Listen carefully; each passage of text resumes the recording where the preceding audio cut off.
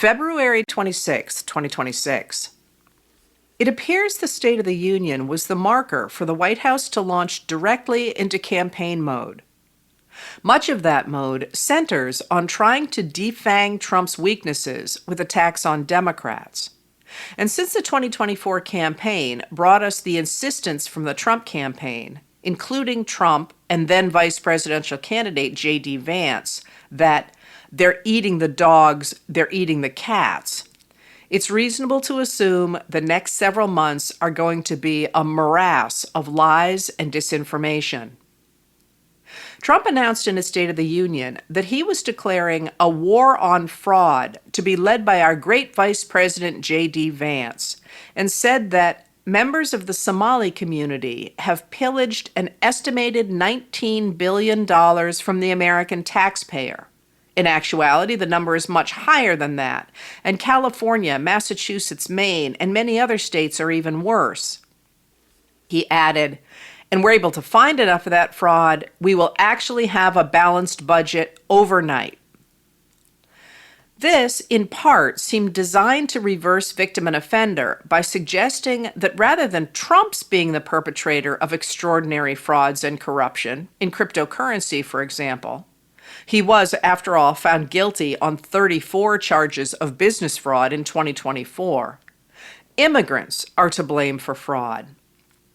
As Kirsten Swanson and Ryan Raish of KSTP in Minneapolis explain, members of Minnesota's Somali community, 95% of whom are U.S. citizens, pay about $67 million in taxes annually and have an estimated $8 billion impact on the community. While some have indeed been charged and convicted of fraud over the past 5 years, the accusation of $19 billion in fraud is just a number thrown out without evidence by then Assistant U.S. Attorney Joe Thompson, who estimated in December 2025 that half or more of $18 billion in Medicaid reimbursements from 14 high-risk programs could be fraudulent. Yesterday, Vance and Dr. Mehmet Oz, who oversees Medicaid, the federal health care program for low-income households, announced the administration is withholding $259 million in Medicaid funds from Minnesota, claiming the state has not done enough to protect taxpayers from fraud. It is illegal for the executive branch to withhold funds appropriated by Congress, and a federal judge has blocked a similar freeze on $10 billion in child care funding for Illinois, California, Colorado, Minnesota, and New York while the case is in court. Nonetheless, Minnesota Representative Tom Emmer, who is part of the Republican leadership in the House, approved the attack on his constituents, posting, "The war on fraud has begun, and Somali fraudsters in my home state are about to find out."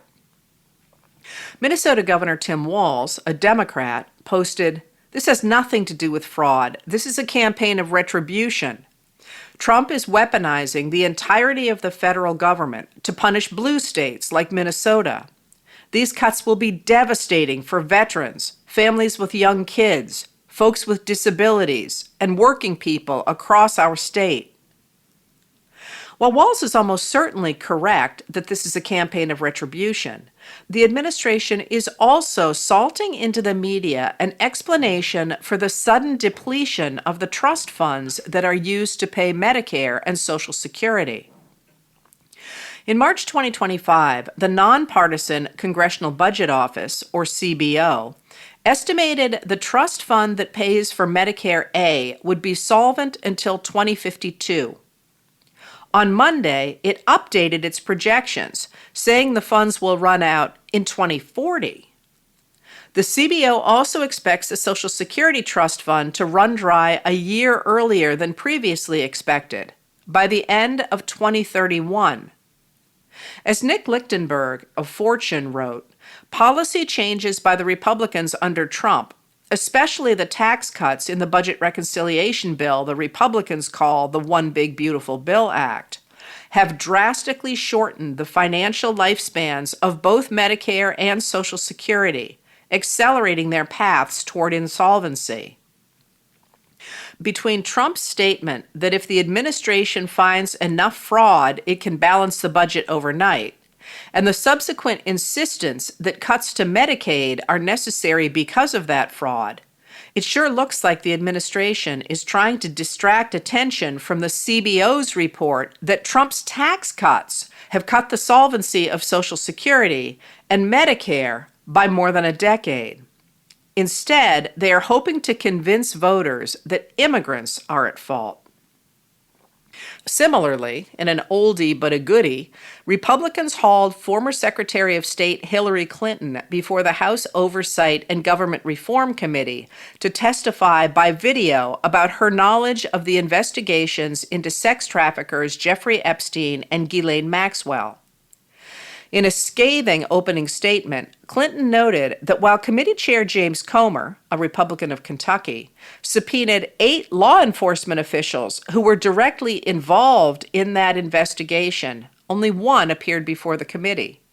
The rest simply submitted brief statements saying they had no information. Clinton also noted that the committee has held no public hearings and refused media coverage of hearings, including today's, and has made little effort to hear from the people whose names are prominent in the files. When the committee heard from billionaire businessman Lex Wessner last week, she observed, not a single Republican member showed up. And yet, Clinton was before them, despite her sworn declaration on January 13th that I had no idea about their criminal activities. I do not recall ever encountering Mr. Epstein. I never flew on his plane or visited his island, homes, or offices. I have nothing else to add to that. She did, though, note that she has worked tirelessly for women and girls, including advocacy for the Trafficking Victims Protection Act, which her husband, President Bill Clinton, signed into law. The Trump administration has fired more than 70% of the career civil servants at the State Department's Trafficking in Persons Office. Secretary Clinton called out the committee for compelling her to testify, fully aware that I have no knowledge that would assist your investigation, in order to distract attention from President Trump's actions and to cover them up despite legitimate calls for answers.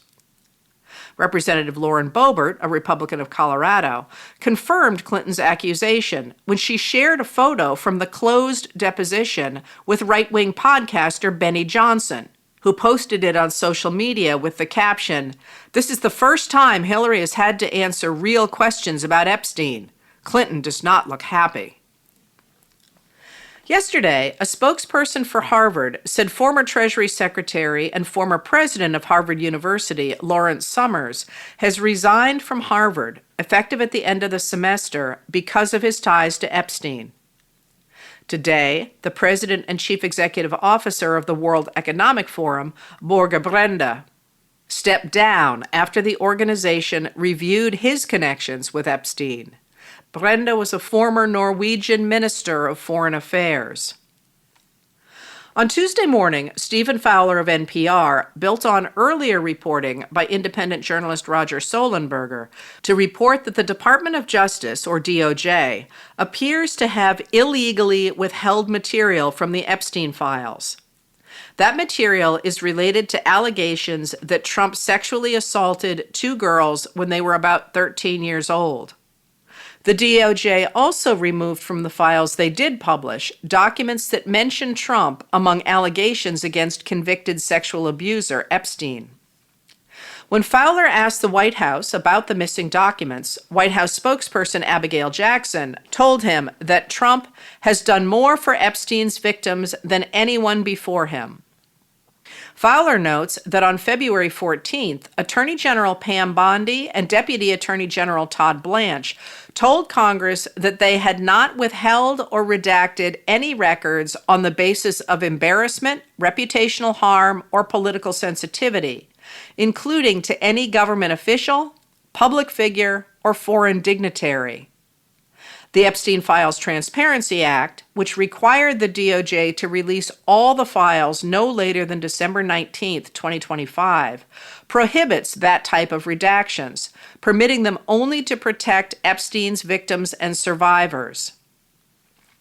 After NPR reported the story, the top Democrat on the House Oversight Committee, Robert Garcia of California, released a statement saying, "Yesterday, I reviewed unredacted evidence logs at the Department of Justice.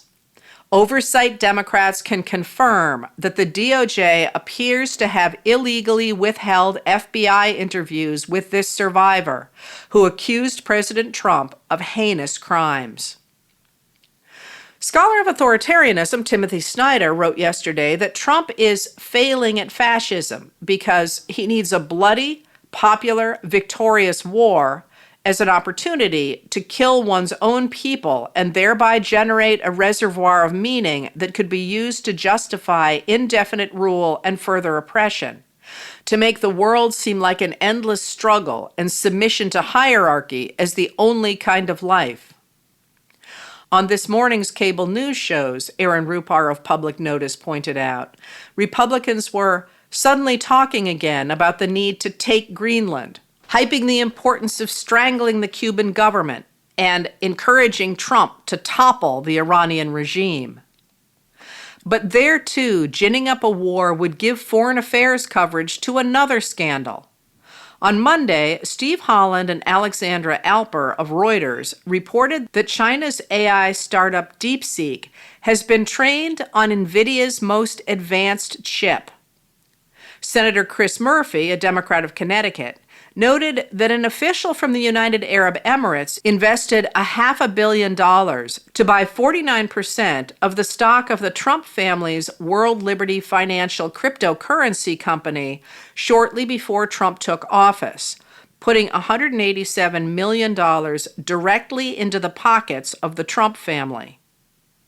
Under Biden, U.S. officials had refused to sell NVIDIA chips to the UAE out of concerns they would end up in the hands of China for use in munitions.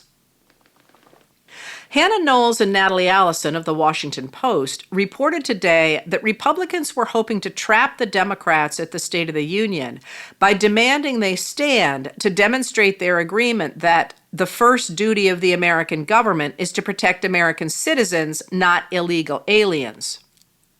Democrats who were demanding reforms to Immigration and Customs Enforcement, or ICE, and Border Patrol did not take the bait and stayed in their seats. White House Deputy Chief of Staff Stephen Miller has tried to pump up the story, and the Trump War Room wrote, "Remember this when you head to the polls in 2026, 2028, and beyond."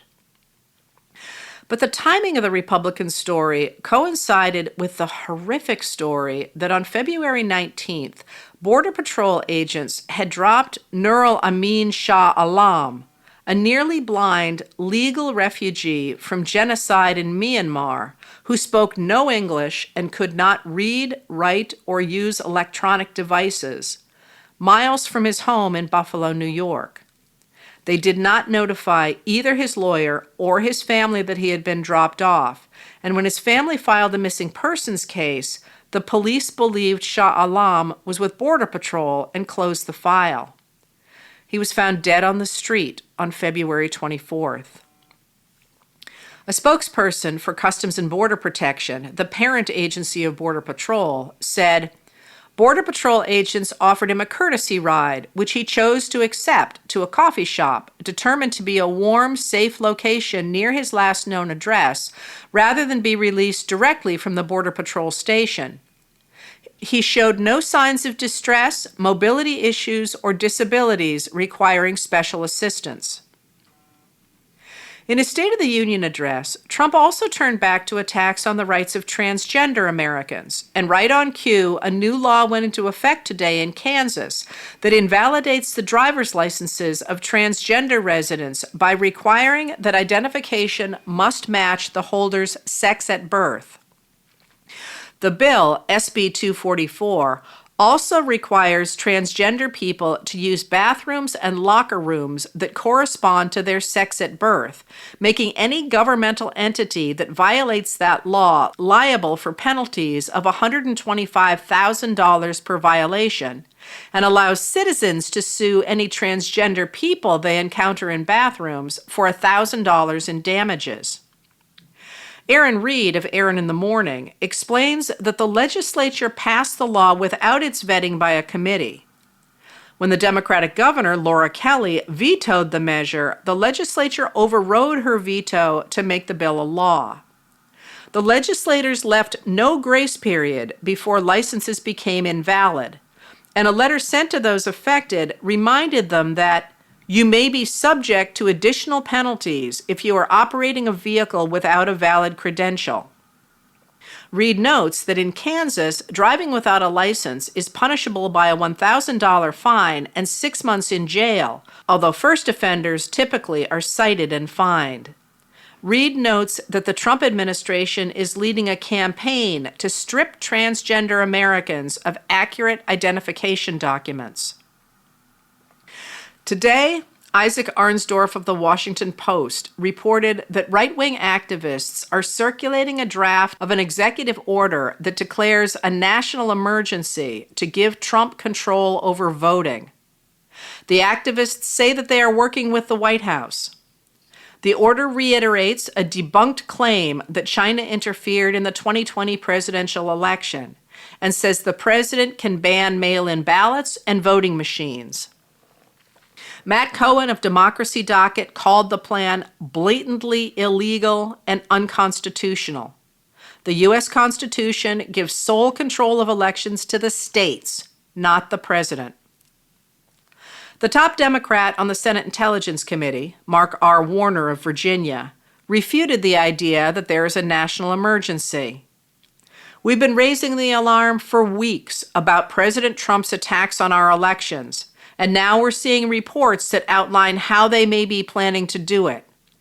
This is a plot to interfere with the will of voters and undermine both the rule of law and public confidence in our elections. And so, election season is underway. Letters from an American was written and read by Heather Cox Richardson. It was produced at Soundscape Productions, Dedham, Massachusetts. Recorded with music composed by Michael Moss.